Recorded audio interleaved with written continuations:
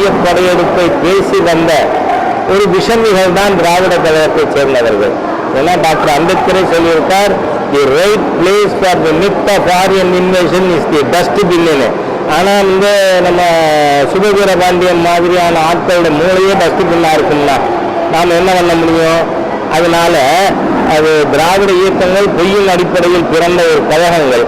ஆனால் ஒரு கேந்திரிய வித்யாலயால இல்லாத கொஸ்டினை ட்வீட் பண்றார்.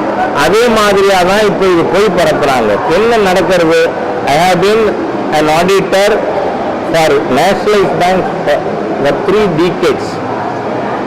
30 ஆண்டுகளாக நான் இருக்கேன். நகை பிடிக்கிறவன் நகைக்கடை வாங்குறானா இல்லையா?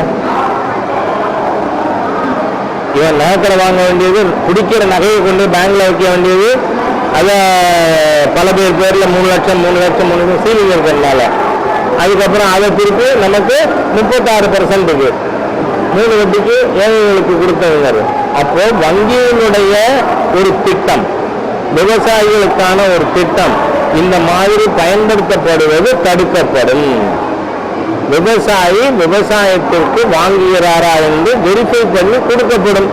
அதனால யாரெல்லாம் இப்போ நீங்க பார்த்தீங்கன்னா, எனக்கு ஐயா கண்ணோட மகன் கண்டு வெட்டி கொடுக்குறாருன்னு அந்த ஊருக்காரன் எனக்கு போன்ல கம்ப்ளைண்ட் பண்றான். அந்த மாதிரியா இருக்கக்கூடிய விவசாயிகள் வேணா பதறுவாங்க.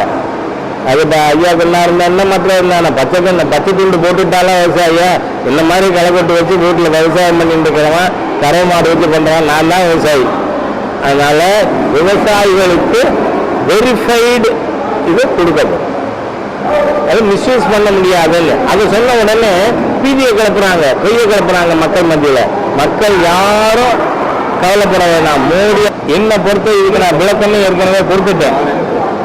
அதாவது நான் சொல்றது திமுக என்பது வேறு கட்சியினுடைய பெயர்ல கழகம்னு வச்சிருக்கிறது பேரு. நான் அதனாலதான் அது பேசவே மாட்டேன். நான் தனிப்பட்ட முறையில் நீங்க சொன்ன வார்த்தை பேசினதில்லை.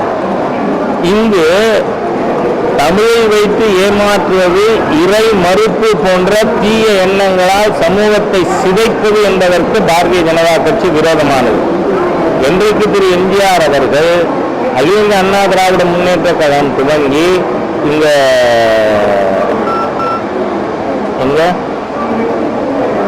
மூகாம்பிகை கோவிலுக்கு சென்று வீரபால் வழங்கினாரோ அன்னைக்கே நாங்க